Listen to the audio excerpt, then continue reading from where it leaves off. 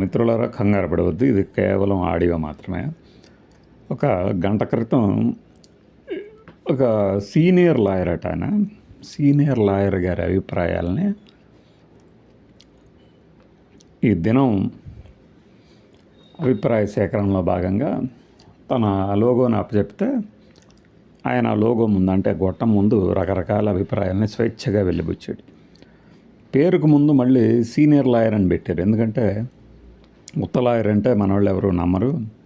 Senior lawyer చెప్తుంటే అమ్మో lawyer కూడా చెప్పారు, ఇంక రేపొద్దున ఎల్లుండో అయిపోతారు, అసలు నేరం కనుక నిరూపించబడితే జగన్మోహన్ రెడ్డికి జీవిత గతి పడుతుంది అనుకోవాలన్నట్లుగా ఆయన ప్రసంగం సాగింది.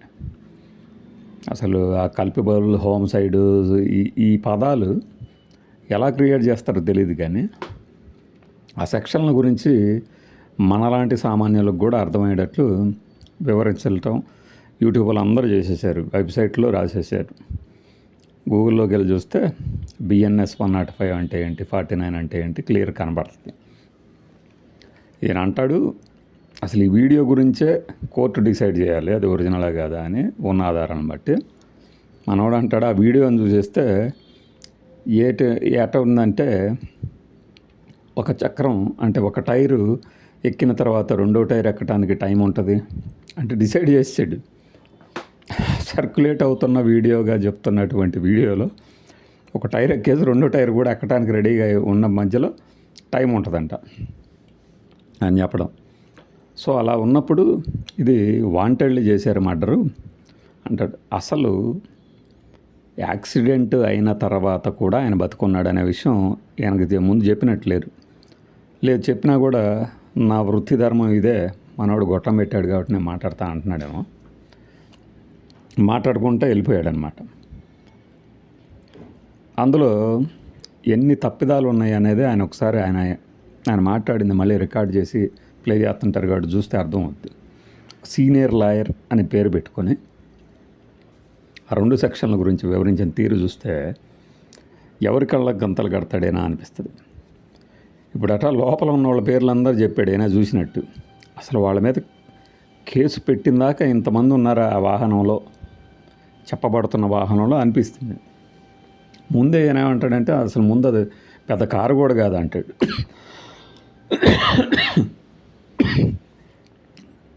పెద్ద కారు కూడా కాదు, బయట ఏం జరుగుతుందో కూడా కనపడుతుంది, పైన ఎక్కినా కూడా పూలు చల్లినా కూడా కింద పడ్డా కూడా అంటాడు.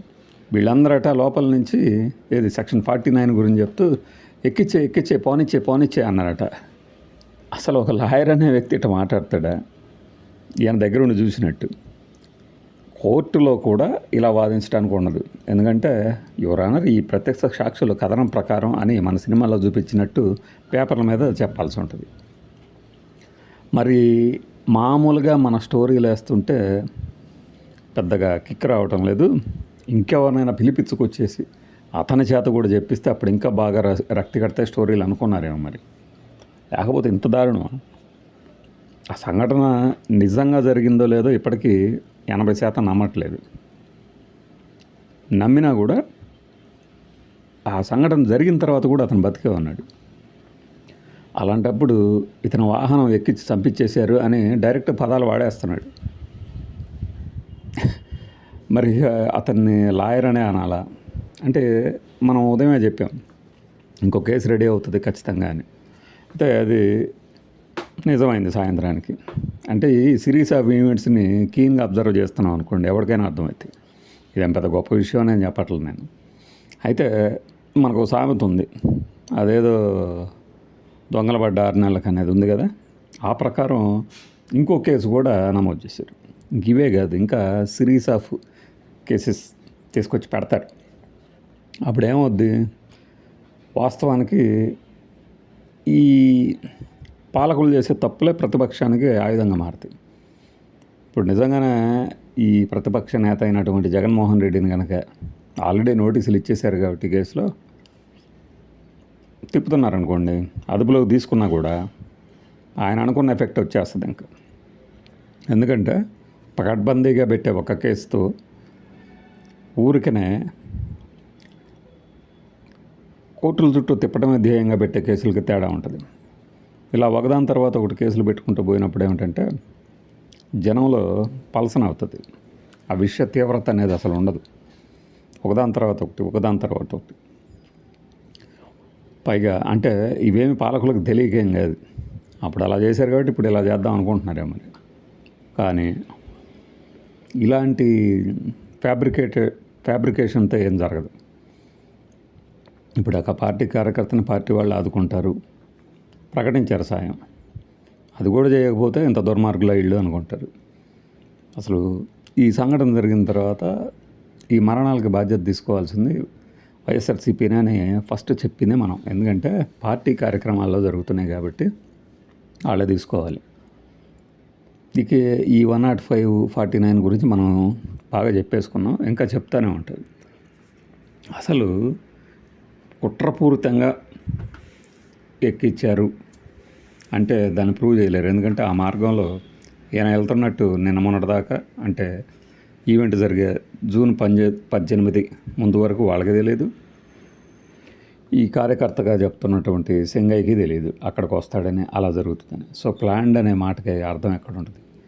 ఆ సెక్షన్కి వివిధ రకాల భాష్యాలు చెప్తూ నానా రకాలుగా జనంలో అంటే ఏం లేదు, ఈసారి అయిపోయాడురా అని చెప్పేసి జనంలో రచ్చబండ దగ్గర కబుర్లు వేపుకోవడానికి, వాదనలు పెంచుకోవడానికి తప్పితే నిజంగా కోర్టులో ఇలాంటి వాదనలు ఎలా జరుగుతాయి?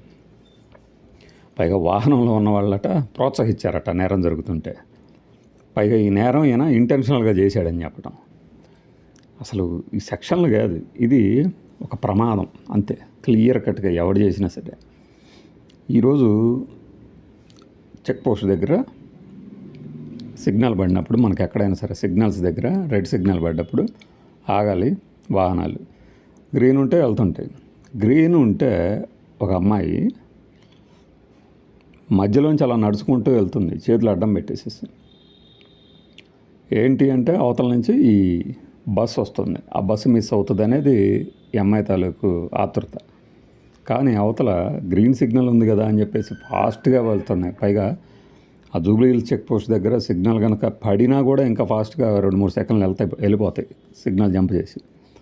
అలాంటి చోట అమ్మాయి చేసిన సాహసం చేయడం పెట్టు వాళ్ళకి చూపిస్తూ ఎందుకు ఆగుతారు వెళ్ళింది. ఏ ఒక్కళ్ళు గమనించకపోయినా కూడా ఖచ్చితంగా యాక్సిడెంట్ అయి ఉండేది. తిరిగి ఆ సిగ్నల్ క్రాస్ చేసి మేము కూడా వెళ్ళి ఆ అమ్మాయి ఎక్కిన బస్సే ఎక్కాం. అప్పుడు చెప్పాం ఎందుకు అలా చేశారు అంటే బస్సు జాతా హై, బస్సు అనుకుంటూ ఏదో చెప్తుంది. అంటే బస్సు మిస్ అవుతుంది కానీ వచ్చి గుద్దితే ఏం జరిగేది? అది ఆలోచించరా ఒక్క సెకండ్.